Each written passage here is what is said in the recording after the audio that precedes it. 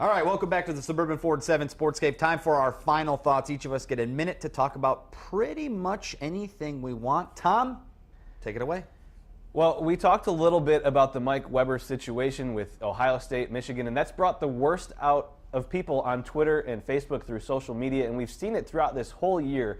Fans have more access now with social media to recruits, to coaches, to players, and they're using it maybe not in the best way possible. I see it all the time on my Twitter account, fans taking shots at players, and some of these recruits, they're 16, 17 years old. There's no way to really stop it, but I think something needs to be done about fans tweeting at recruits, tweeting at players, tweeting at coaches, and really speaking whatever's on their mind. It's gotten to a point where coaches, high school coaches and parents are now talking about it and talking against it. So I think that needs to be a new discussion point and something that gets discussed in the future to potentially protect some of these players. Yeah, here's a quick idea for that. Stop it. All right, Rico, you're up. All right, in the next few weeks, the Lions are going to have to decide whether or not to re-sign Ndamukong Suh.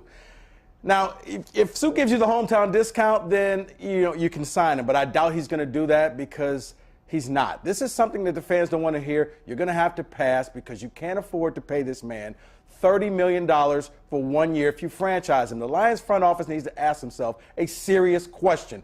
With Suh on this team, what have they won? I'll answer that for you. Nothing. This means that if they re-sign Suh, that Tom Lewan and Martin Mayhew are promising you that they will hit on every draft pick for the next 4 years. They will no longer draft people and redshirt them. They will no longer have a second-round pick out of the league in 2 years. You'll no longer have the entire draft class released from the team. Re-signing Suh is a big mistake. Super Bowl teams such as the Patriots, Ravens, and Steelers have shown you through draft picks and savvy free agent pickups, you can win a Super Bowl. If you re-sign Suh, you become the Detroit Tigers 2.0, a top-heavy team with serious depth issues. I'll hang up and listen. Thank you for that, Rico.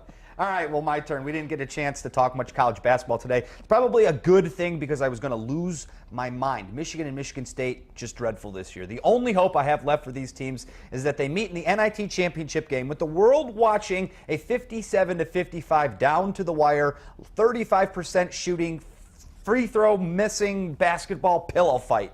Now, the coaches won't make excuses, both Tom Izzo, John Beilein. Too smart for that, but allow me to do it for them. Michigan never expected all of their talent to leave early, and combine it with the injuries this season, what can you expect? A few degrees north of 500. As for Michigan State, well, when you don't get the top recruits like Jahlil Okafor or Cliff Alexander, this is exactly what you're going to get. Guys, thank you so much for joining me. That is the Suburban Ford 7 Sportscape for this Sunday. We will see you next week, and have a good one.